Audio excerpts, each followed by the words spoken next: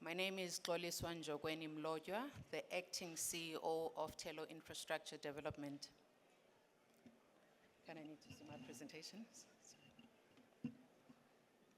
So Thelo has gone through a restructuring phase, which I think most of you have seen on the news. We've taken very big, bold steps to reposition the group in order to respond to market needs.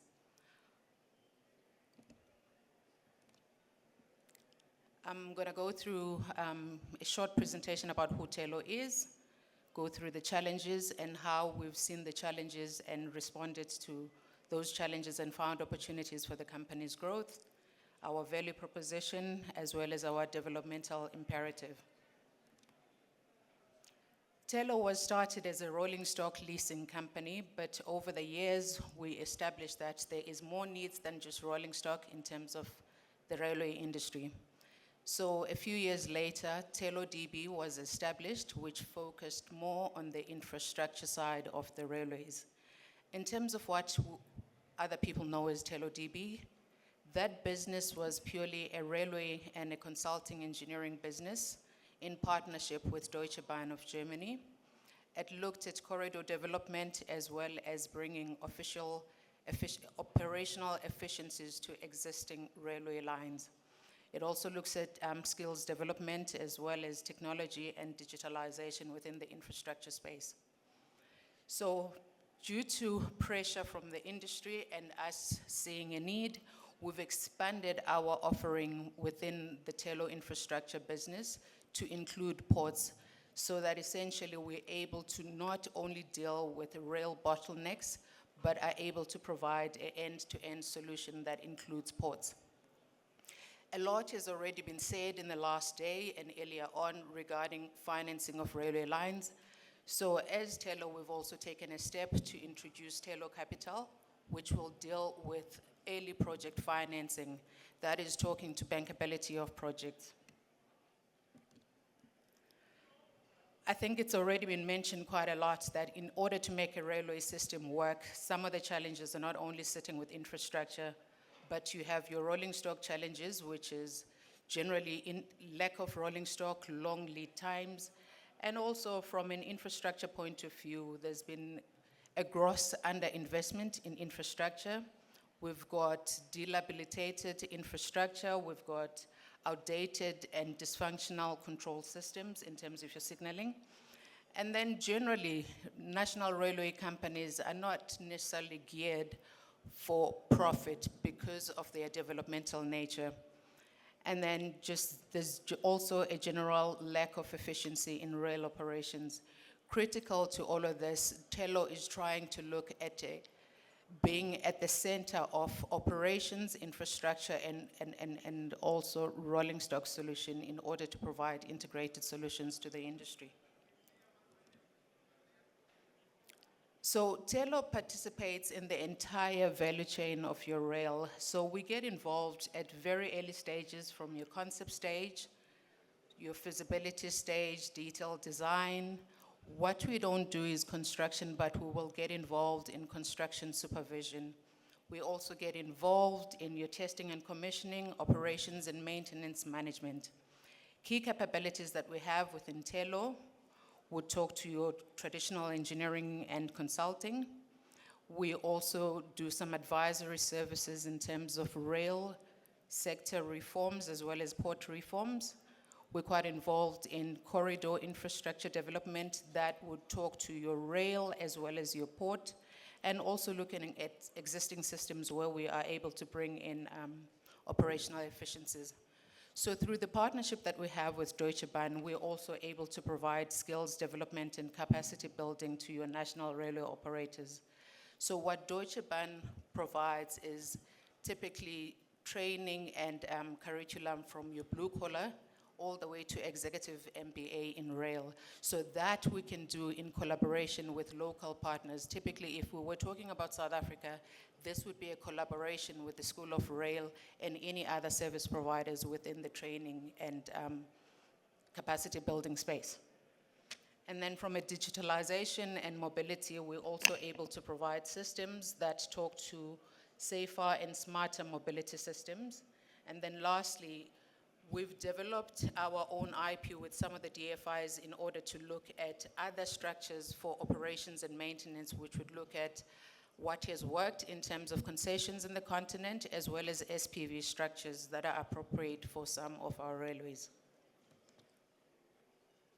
Just to give you a bit of an overview of our technical partner, Deutsche Bahn. So we have an exclusive technical agreement with Deutsche Bahn for Sub-Sahara Africa, where we are able to access any of their services. And I don't think there is any other transport and logistics provider more integrated than Deutsche Bahn. So just to give you a bit of stats, on a daily basis, they move about 4.6 million passengers in a day. They move about 1 million metric tons of goods within Germany and also Europe. Just in terms of some stats that you see on the right-hand side, from a freight and transport logistics, in Europe, they are in number one in terms of freight and transport, as well as land transport. From an infrastructure management as well as operations, they're also number one in rail freight and land transport. From a passenger point of view, they're also number one. So with the partnership that we have with Deutsche Bahn, we're able to access about over 180 years of expertise, and Deutsche Bahn operates literally in every continent on the world. So that gives us access to their rail, to their sea, as well as some of their services that they provide all over, and we're able to access best practice from Deutsche Bahn and bring it to our local continent. What are we trying to solve for as Thelo? I think it's been mentioned earlier on that there's a lack of transportation, and also we find stranded minerals in the continent that do not have proper evacuation channels. We've talked about the Africa Continental Free Trade Agreement benefits that have been spoken about. Without proper transport solutions, we're not going to be able to realize those. And then last but not least, transport corridors in Africa are being taken over by foreign nationals. So as Pan-Africans, we really need to start looking at cross-cutting solutions that are integrated that will benefit Africa. I think this slide also talks to what has been spoken about yesterday in terms of the challenges and failures of market in the continent. So I think the session with the bankers talked about this quite a lot, that there's a shortage of bankable projects that are investor ready. The infrastructure gap still remains a big challenge on the continent.